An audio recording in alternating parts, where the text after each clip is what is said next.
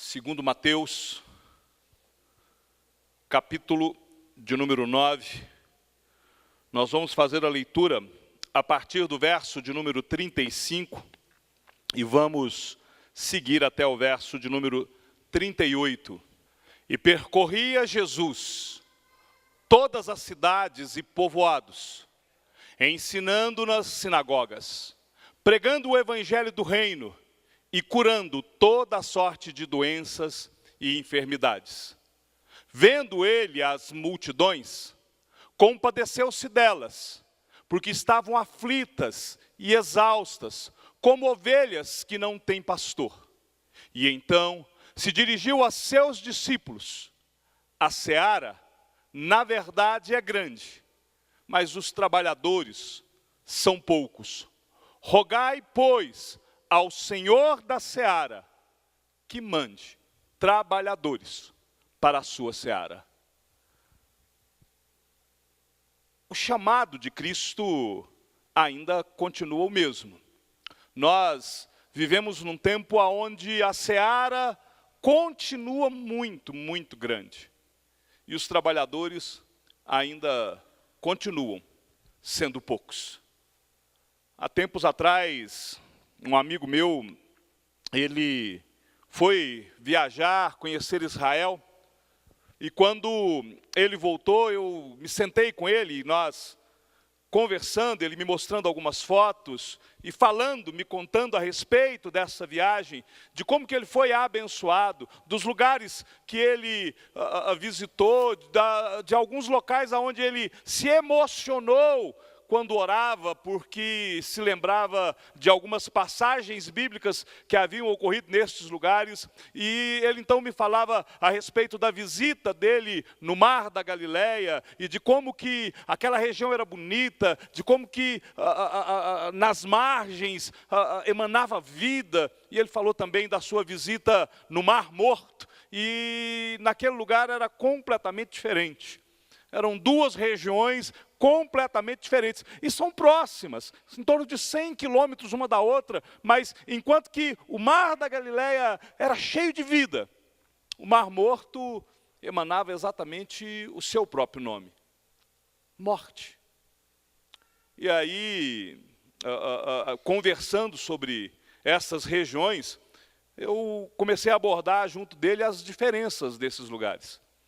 O Mar da Galileia está mais ao norte e ele recebe águas de diversos rios, inclusive ele recebe água do Rio Jordão. Mas ele, ao receber essas águas, ele continua despejando estas águas da sequência e ele então acaba produzindo outros rios através dele, inclusive o próprio Rio Jordão, que depois de desaguar nele, ao sul, o Rio Jordão continua levando agora e aumentando o seu volume de águas em direção ao Mar Morto. O mesmo Rio Jordão que desce e joga águas no Mar da Galileia, sai do Mar da Galileia em direção ao Mar Morto. Mas o Mar Morto, ele tem uma característica: ele sofre uma evaporação de água muito grande e ele não deságua para lugar nenhum. O Mar Morto, ele recebe muita água, mas ele não tem essa mesma capacidade de mandar água para algum lugar. E com isso, o seu grau de salinidade é absurdamente alto. Enquanto a água do mar normalmente tem em torno de 4% de salinidade, as águas do Mar Morto chegam a 25%. Ali, um ser humano não consegue afundar. Mesmo que você não saiba nadar, por causa da densidade da água, você fica boiando ali. E ali também não vive nada. Não tem nada que consiga viver nas águas do Mar Morto. Porque ele, como não despeja a água para lugar algum, e ele só acumula, a sua quantidade de sal é muito grande. O texto que nós lemos, Marcos capítulo 9, ele fala de uma real necessidade nos nossos dias. O de nosso envolvimento com a pregação do Evangelho. E aí, eu, pensando no Mar da Galileia e no Mar Morto, e pensando na nossa geração, eu fico e enxergo na nossa geração uma geração muito parecida com o Mar Morto.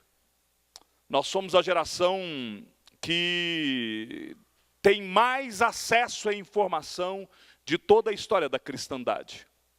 Hoje nós temos acesso e podemos ouvir os maiores pregadores do mundo, e não só do Brasil. Se você fala inglês, você tem acesso imediato. Se você não fala, você tem acesso, porque muitos estão traduzindo, legendando, homens de todo o mundo. Hoje nós somos a geração que tem acesso a obras que os nossos pais não tiveram. Nós podemos ler sermões que foram pregados com muita unção por grandes homens de Deus do passado. Mas, apesar de recebermos tanto, apesar de sermos constantemente alimentados, nós também somos a geração que menos tem produzido um real cristianismo no decorrer da história. Nós somos uma geração que recebe muito, mas que produz muito pouco. Nunca os crentes foram tão alimentados e nunca os crentes foram tão descompromissados com o trabalho cristão. E aí, ao me deparar com o texto de Marcos capítulo 9, e quando eu vejo Jesus falando a respeito da imensidão da seara e de quão poucos são os trabalhadores, e olho para esta geração, eu fico apertado, doído, porque nós podemos fazer muito mais. E é sobre isso que eu queria falar nesta noite. Eu queria refletir com os irmãos sobre a urgência e a necessidade de nós podermos cumprir o nosso chamado. Aqui é mostrando a região do Mar da Galileia. Lá no norte, bem, aqui é onde está o Mar da Galileia, o Rio Jordão desce e deságua aqui. Daqui não vai água para lado nenhum. O Mar da Galileia recebe a água, transmite, continua descendo. Aqui não se manda água para lado nenhum. E é por isso que ele é o Mar Morto. Porque ele só recebe. Você consegue compreender, olhando para isso, o nosso chamado? Que nós não podemos ser aqueles que só recebem. O nosso chamado para a nossa geração é podermos transbordar rios de água viva. Não é o que Cristo diz, que do nosso interior fluiriam rios de água viva? Quando eu olho para o ministério de Jesus, eu vejo como que ele trabalhava. Jesus era um homem de iniciativa. Se você perceber o versículo 35 do capítulo número 9, você vai ver que Jesus estava percorrendo todas as cidades. Ele percorria as cidades, percorria os povoados. Jesus estava sempre em movimento, ele estava ocupado com as coisas concernentes ao reino de Deus. Ele transbordava do amor do Pai. Jesus estava focado no seu objetivo. E no texto nós vamos observar algumas características das atividades de Jesus. Jesus, ele ensinava, Jesus pregava o evangelho e Jesus curava o povo de enfermidades e doenças. O tempo todo. E aí eu me lembro do apóstolo Paulo quando ele diz assim: sede meus imitadores como eu sou de Cristo. O trabalhador precisa de disposição. O crente tem que ter disposição para o trabalho cristão, é o nosso chamado. Nós fomos chamados para transbordar das águas do Espírito que nos enchem. Do nosso interior precisam fluir esses rios de água viva, do contrário nós ficaremos tal e qual o Mar Morto. Acumulamos, acumulamos, e quando nós não desaguamos, e como nós não passamos adiante a mensagem salvadora do Evangelho, isso vai nos matando por dentro, isso vai nos sufocando. E é por isso que nós vivemos um tempo onde os cristãos estão, ao invés de se preocuparem com a pregação do Evangelho e a transformação de vidas, estão discutindo questiúnculas. Estão discutindo se a igreja pode se chamar ou não se chamar comunidade. Estão se discutindo se aumenta em 0,01% a verba para a plantação de igreja.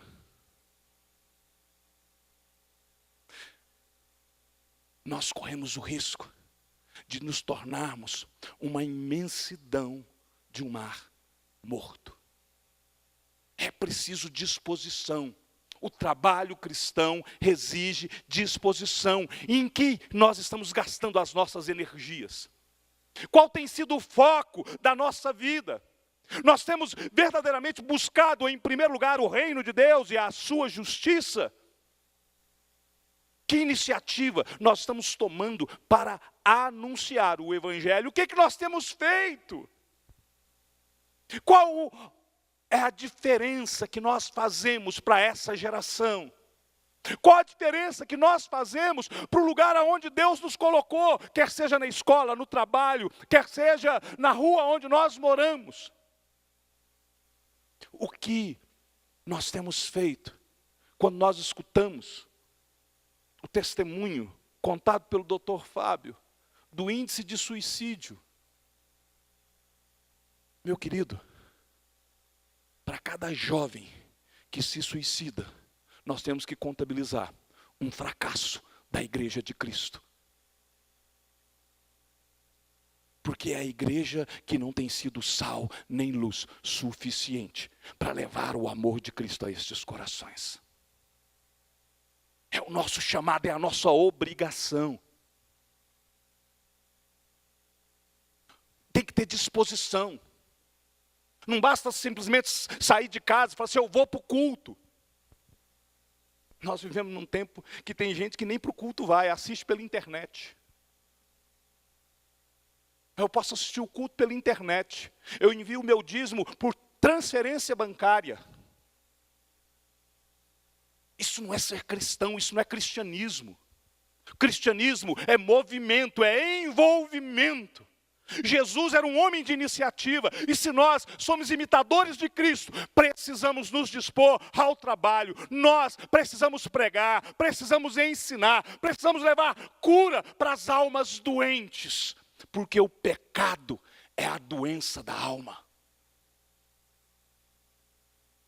E o remédio é ministrado através da Igreja de Cristo. O apóstolo Pedro diz que os anjos anelam perscrutar. Os anjos não conseguem entender por que essa tarefa é reservada para nós. A seara ainda precisa de trabalhadores. E esta seara precisa de trabalhadores que tenham compaixão. Trabalho cristão envolve compaixão. Você sabe o que quer dizer essa palavra? Compaixão. Compaixão é uma compreensão da tragédia pessoal de outra pessoa. Compaixão é quando nós combinamos o desejo de aliviar o sofrimento do outro com a ação, com o que nós fazemos. Quantas e quantas vidas estão sendo ceifadas todos os dias pelas drogas, pela violência? Há pouco tempo atrás, dias atrás, um membro da nossa igreja foi assaltado à mão armada aqui do lado da nossa igreja. Uma ruazinha que tem aqui. A vida dele foi colocada sob risco. Um susto. E o marginal aperta o gatilho. E nós estaríamos aqui pranteando, chorando. Mas a minha pergunta continua. Qual a diferença que nós temos feito? O que nós como igreja estamos fazendo? Como que nós temos tido compaixão do nosso povo? Das pessoas que moram aqui nas vizinhanças. Jesus Cristo tinha compaixão do povo. Verso de número 36. Vendo Jesus as multidões, compadeceu-se delas. Jesus teve compaixão, ele se coloca no lugar. Ele olha para a multidão e se compadece. E a tradução literal da palavra compaixão aqui, é que ele foi movido em suas entranhas. As suas entranhas sentem a dor, a angústia. E aí sabe o que nós fazemos? Quando nós olhamos tudo isso, nós nos fechamos cada vez mais. Nós nos trancamos. Colocamos um sensor a mais, um dispositivo a mais, fazemos rede de vizinhos, enquanto que nós deveríamos, como igreja, pegarmos a palavra de Deus e irmos aqui de porta em porta, dizendo: Jesus Cristo pode transformar a realidade da sua vida. Jesus Cristo pode transformar a realidade dos teus filhos. Jesus Cristo pode transformar a realidade desta região. É este o nosso chamado. Ou nós despertamos como igreja, ou o último que sair apaga a luz. É o nosso chamado. A seara ainda precisa de trabalhadores. O Senhor ainda tem chamado servos fiéis para cumprir este chamado. E nós então temos que ter compaixão. Uma vez eu escutando um pastor chinês falando a respeito da cristandade, ele diz assim: existem 3 tipos de cristãos. O primeiro são aqueles que têm a Bíblia, mas que não leem. E estes cristãos não servem para servir. Há um segundo tipo de cristãos. São os que têm a Bíblia, que leem, mas eles não praticam a palavra. Estes cristãos também não servem para servir. E me chamou a atenção que quando ele foi falar do terceiro tipo de cristão, ele deu uma embargada na sua voz, porque aquilo realmente lhe impactava. Seus olhos marejaram. E ele falou: há ainda um terceiro tipo de cristão. São os que leem, praticam a palavra. Estes nós sabemos que são cristãos de fato. E ele deu um suspiro. Mas estes são tão poucos. Tão poucos. São muito raros. E é por isso que a igreja não avança como ela tinha que avançar. A seara, meus queridos, ainda está precisando de trabalhadores. Que Deus tenha misericórdia de nós. Que Deus possa se compadecer ainda de nós. Para que Ele possa nos despertar. Para que Ele possa fazer arder dentro de nós esta sede de pregar o Evangelho. Eu já tive momentos na minha vida que eu dobrei o joelho e falei: Senhor, levanta uma perseguição na igreja brasileira, porque o negócio está feio. Nós não estamos vendo os crentes se envolvendo. Nós não estamos vendo a igreja do Senhor ser a voz profética dos nossos dias. Senhor, tem misericórdia de nós. Nós precisamos despertar, meus queridos, para a urgência da necessidade do trabalho do reino. A seara é grande, é o Senhor que nos chama, a seara é dele. Como diz o apóstolo Paulo, nós somos cooperadores de Deus. O Senhor não nos salvou. A morte de Cristo na cruz não pode ter sido para que nós possamos frequentar a igreja, nos assentarmos em bancos, ficarmos confortáveis. O sacrifício de Jesus na cruz não foi para isso, não pode ter sido para isso. Seria muito banal. O sacrifício de Cristo na cruz foi para pagar o preço da nossa salvação. E mais, para nos comissionar a irmos e pregarmos o Evangelho. A fazer com que nós tenhamos compaixão. Billy Graham disse certa vez que ou o cristão é um evangelista, ou o cristão é um campo missionário. Quem é você? Você é o missionário, o pregador? Ou você é aquele que precisa ser evangelizado? Entenda.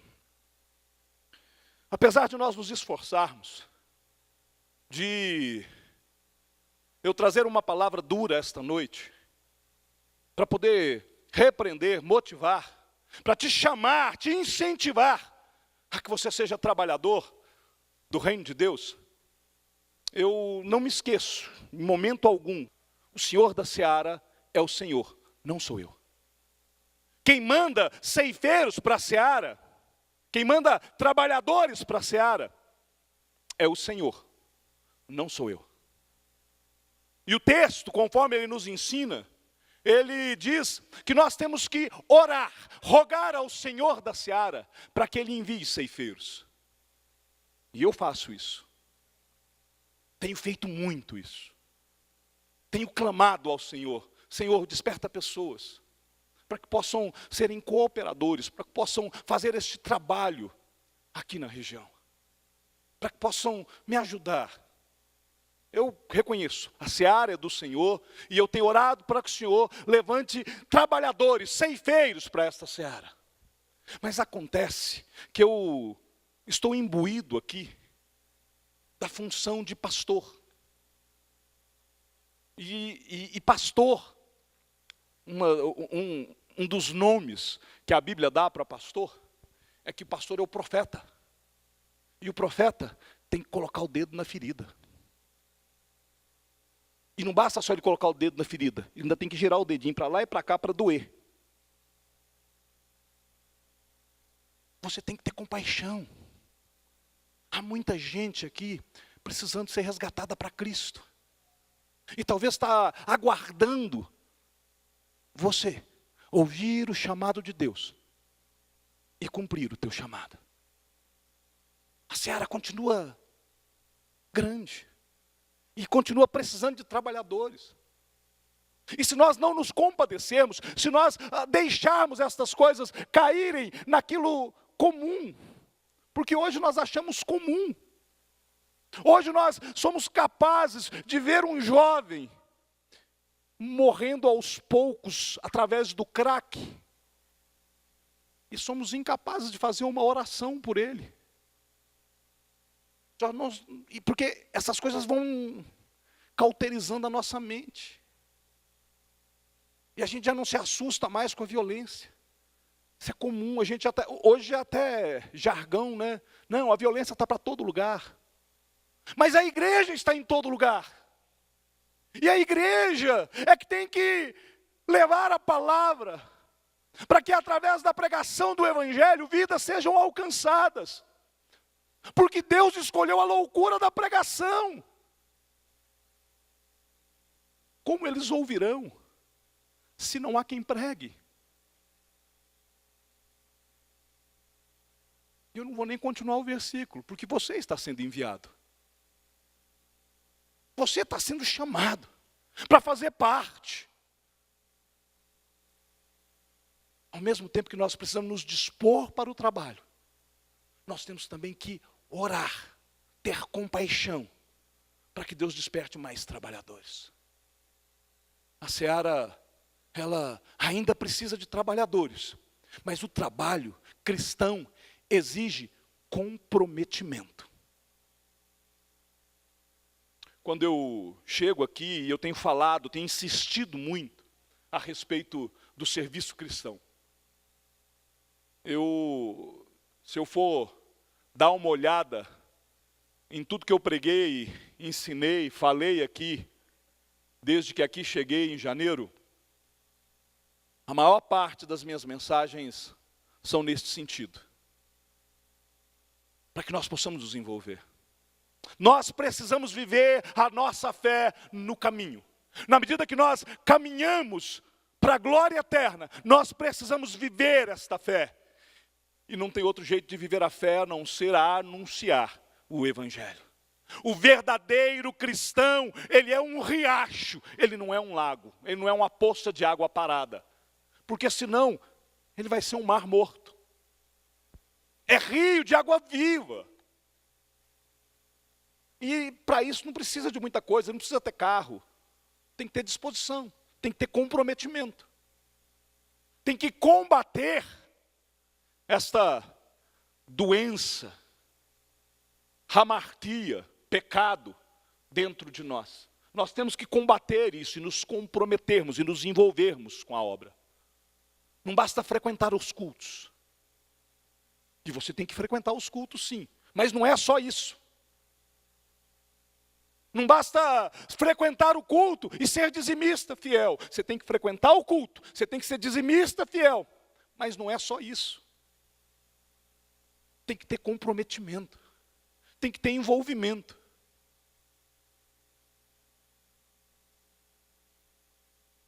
Quando eu vejo aquilo que acontece aqui na igreja, por exemplo, quarta-feira, tem lá o jantar. O jantar não, tem o lanche, que é oferecido antes do culto para as pessoas poderem chegar direto do serviço. E tem muita gente vindo. Louvado seja Deus. Nós nunca tivemos aqui menos de 50 pessoas e já chegamos a 92 em algumas ocasiões. Mas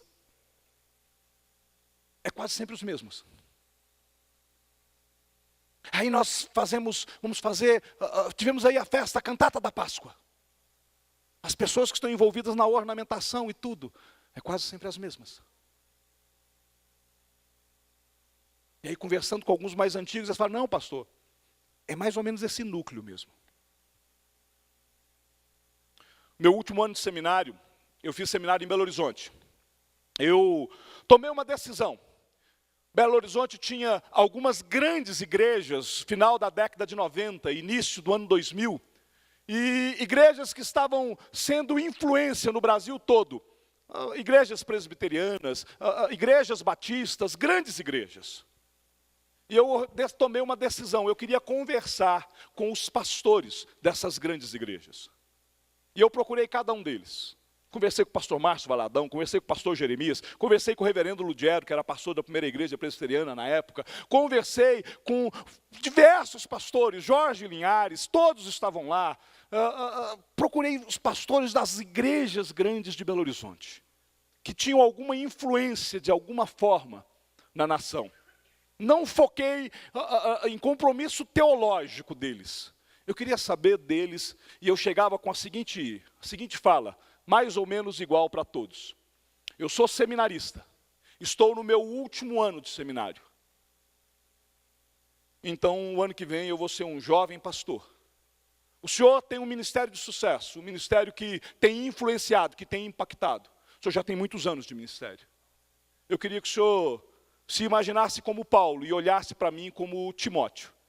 E o que o senhor tem para me dizer para o trabalho cristão? Tive lições valiosas. Lições que não seriam possíveis de aprender sentados no banco do seminário. Mas uma delas, pastor Márcio Valadão, eu não me esqueci. Ele, no dia que eu cheguei, ele gravava um programa toda semana, e ele tirava uma terça-feira para gravar todos os programas que ele tinha que fazer, ele gravava várias e várias horas de programa. E ele virou e falou assim, meu filho, como é que está o seu dia hoje? Eu falei assim, eu estou por conta, pastor, porque eu nem sabia se eu conseguiria ser atendido pelo senhor. Eu vim aqui na expectativa de marcar um horário, o senhor estava chegando, eu vi o senhor parando o carro, eu falei, quem sabe? E eu estou aqui. Ele falou assim, não, olha, hoje eu vou gravar programas, mas entre um programa e outro eu paro, passa o dia. E eu fiquei aquele dia. Ele me levou para almoçar, pagou o almoço, né? Ele me falou muita coisa, mas uma delas foi o seguinte, filho, quando eu comecei a pastorear essa igreja, Igreja Batista de Lagoinha, ela tinha pouco mais de 400 membros. E aí a gente se envolveu, começou a evangelizar, e mudamos alguns paradigmas e tal, e a igreja foi crescendo. De repente não cabia mais. Não cabia mais gente na igreja. E aí nós tínhamos que tomar uma decisão, porque ou nós construímos um novo templo, ou nós estagnávamos onde nós estávamos. Nós decidimos construir. E resolvemos construir um templo para 3 vezes mais o número de membros que tínhamos. E aí construímos. E aí quando estava construindo, todo mundo se envolve, todo mundo se apaixona. E depois começa de novo, o pessoal começa a se acostumar. Mas daí a pouco o Senhor teve misericórdia, o derramar do Espírito veio sobre nós, e nós começamos a crescer, e de repente já não cabia de novo, e nós decidimos mais uma vez construir, e nós construímos esse templo. Hoje nós estamos com cerca de 20 mil membros. Na época. Hoje eles estão beirando 50, 60 mil membros. E eu peguei e falei assim, mas pastor, quanta gente se envolve? E eu vi, pela primeira vez, o pastor Márcio abaixar a cabeça e falar, são sempre tão poucos, pastor. São sempre tão poucos. Mas o Senhor tem dado graça de levantar alguns. E estes têm se multiplicado. De lá para cá, eu vou fazer 17 anos de ministério pastoral no final deste ano. E hoje eu posso dizer, são sempre tão poucos. São sempre tão poucos. Aqueles que se comprometem. Nós temos que reconhecer o nosso chamado, meus queridos. Nós somos chamados para sermos missionários, pregadores do Evangelho. Missionário não é só aquele que nós enviamos, que nós sustentamos. A missão começa na minha e na sua casa. Nós nunca seremos só um local que recebe. Nós precisamos ser um local que transborda. Não é a promessa de Cristo? Que do nosso interior fluiriam rios de água viva. Quanto que você tem transbordado? Um coração missionário, ele pode voar pelo mundo inteiro através da intercessão. Quando nós dobramos o nosso joelho, nós podemos tocar qualquer nação deste planeta. Mas não adianta nós queremos tocar a Mauritânia se nós não tocarmos a QNJ. Não adianta nós tocarmos no Bahrein se nós não tocarmos o vizinho da nossa casa. A nossa solidariedade espiritual tem que alcançar os 4 cantos da terra, mas a começar da nossa casa, da nossa família. Há pessoas que pela sua postura de fé, mesmo presas a uma cama em um hospital, mudam aquele lugar de morte para um mar da Galileia. Quantas vezes eu fui visitar ovelhas queridas no leito de enfermidade, para orar por elas. E elas viraram e falaram, pastor, o senhor precisa ir no quarto tal, porque lá tem um fulano lá, e eu tive com ele, e eu preguei para ele está precisando de oração, o senhor vai lá. E aí voltava, ia lá, orava, voltava, pastor, o senhor ainda está aqui, então o senhor podia orar também ali. E lá, eu fui para orar pela minha ovelha, ela me fez olhar pelo hospital inteiro. Porque ela estava comprometida com a obra. Porque ela tinha compaixão. Porque ela entendia a urgência do trabalho. Eu quero encerrar. Mas antes eu queria que você pudesse prestar atenção neste vídeo. Eu assisti este videozinho essa semana, recebi ele num grupo de pastores, e eu chorei por ver o comprometimento dessa senhora. Presta atenção. Antes de qualquer coisa, nós aprendemos que primeiro Deus. Estou orando, confiante nos méritos de teu Filho amado Jesus Cristo, meu Criador e Redentor, mantenedor da minha vida, das nossas vidas. Amém, Jesus.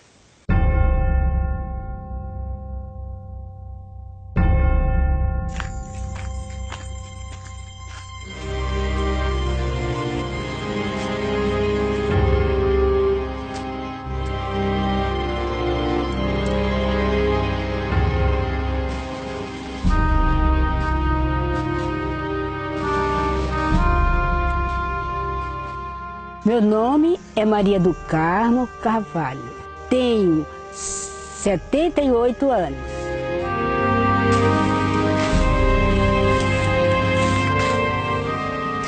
Eu sou sozinha aqui em casa, só os anjos de meu Deus. Eu faço tudo. O que eu posso fazer, eu faço. O que minhas forças me dão, eu faço. Sua graça, imploramos a mim. A história da Maria do Carmo é uma história muito bonita. Quando eu cheguei aqui no distrito, eu fui apresentado a ela e ela me trouxe um sonho de ter uma igreja em sua propriedade, a qual ela se disporia a dar à igreja para pregar o evangelho na sua comunidade. Quis construir logo uma igreja para anunciar o evangelho de Cristo.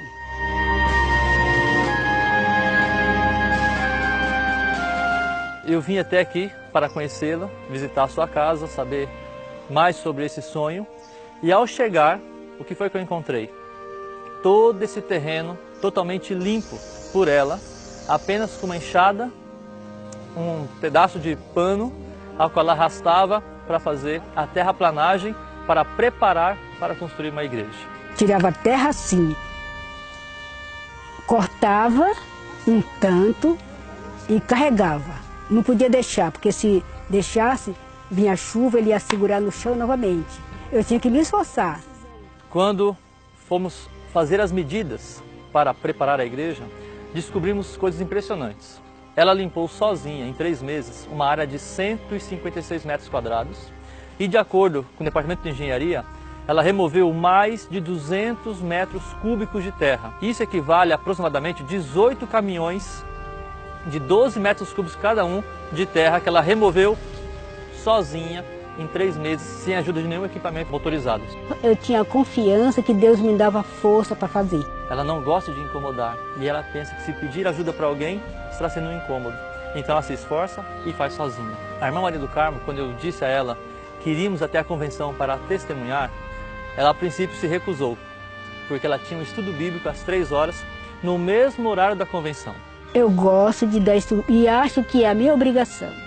E eu disse a ela para que remarcasse o estudo, porque o que nós iríamos fazer era muito importante para o avanço da obra da Casa de Deus. E ela então desmarcou o estudo e me acompanhou até a convenção. Então nós começamos a falar, mostrar algumas fotos de todo o terreno, de todo o volume de terra que foi removido, do sonho de construir uma igreja, da doação que ela fez para a igreja dos 3 terrenos, dos 2 terrenos onde a igreja vai ficar construída, mais da casa onde ela mora, que ela estava disposta a vender para poder empregar o dinheiro e construir a igreja. E depois que contamos todo esse testemunho e todos esses detalhes, nós então a convidamos para vir à frente. Cheguei lá, eu fiquei maravilhada de quanto Deus estava querendo me ajudar e nos ajudar. E aí eu só sei dizer que foi bênção, eu não estava esperando, não estava preparada e não estava com intenção disso aí. E quando me aproximei da Maria do Carmo e relatei para ela o que havia sido adquirido naquele dia, ela ficou muito emocionada, porque ela percebeu que o seu sonho agora seria realizado. Eu chorei, eu me alegrei, sabe? Eu não sei, eu estava assim, ó, como se eu estivesse no ar. Ela é aposentada, ganha apenas um salário mínimo e ela já é fiel nos seus dízimos e ofertas. Ela já devolve e entrega para a obra de Deus 23% de suas rendas. Para ela fica apenas uma pequena parte. E com essa pequena parte, ela construiu um salão de 8 metros por 4, com laje, já pensando em iniciar as reuniões.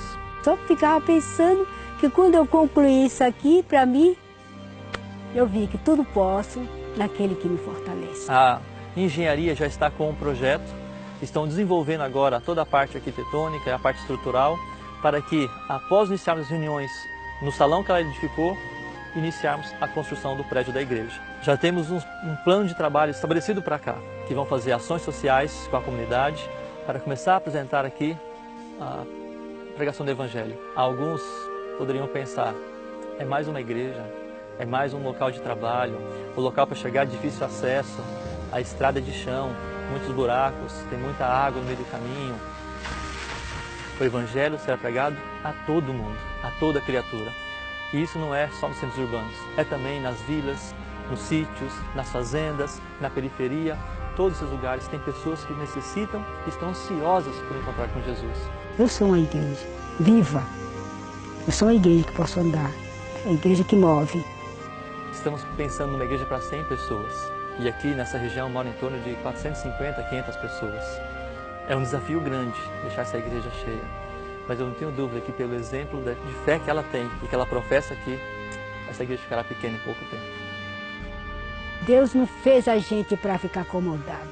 Ele disse assim: toma a tua cruz e segue-me.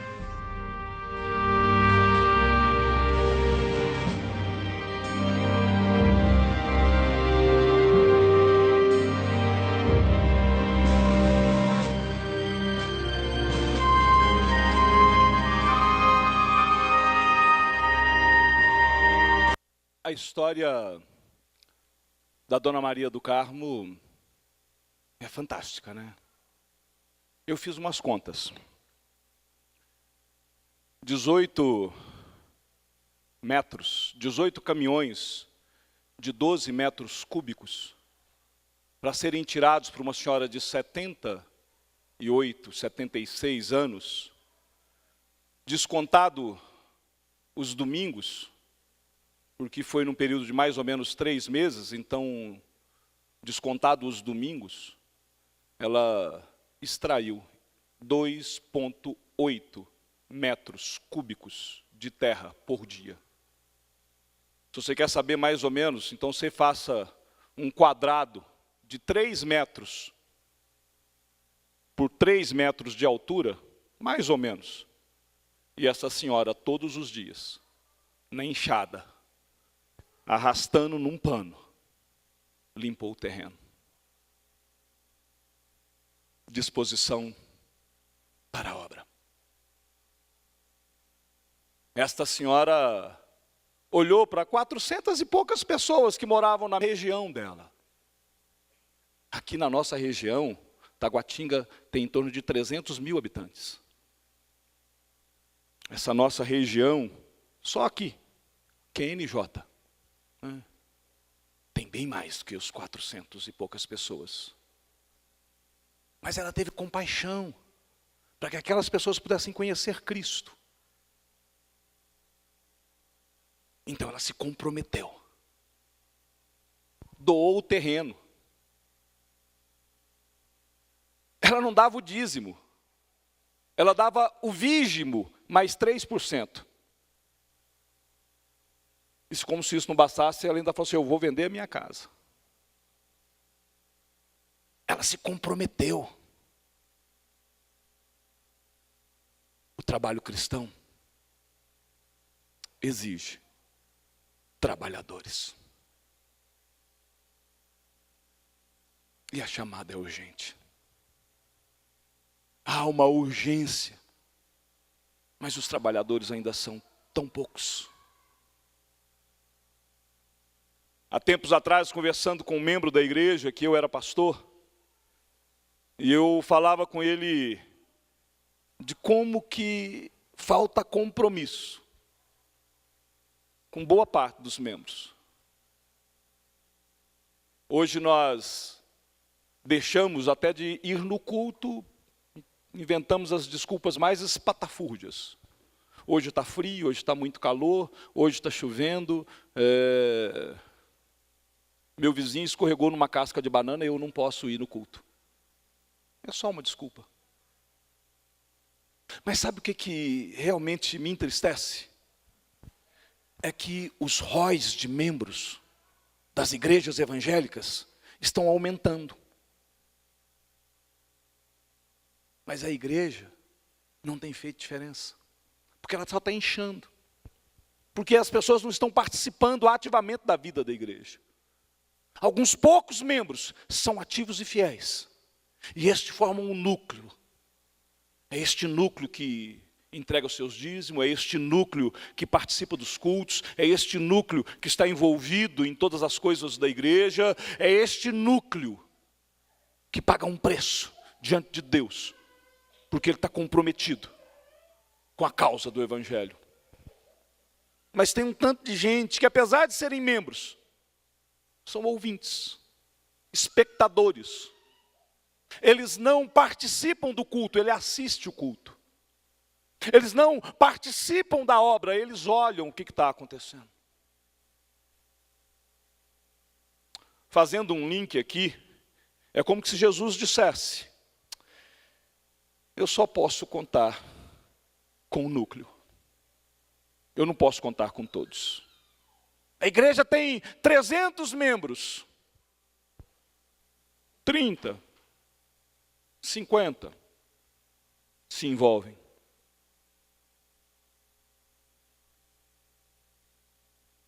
O verso 38 ainda ecoa em nossas mentes. Rogai, pois, ao Senhor da seara que mande trabalhadores para a sua seara. A seara é dele. É ele que vai mandar os trabalhadores. Mas quem ora somos nós. Só que eu só posso orar para que Deus mande trabalhadores se primeiro eu disser: eis-me aqui, envia-me a mim.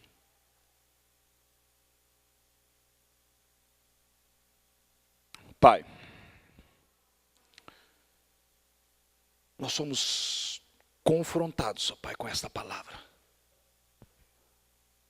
E, ó Pai,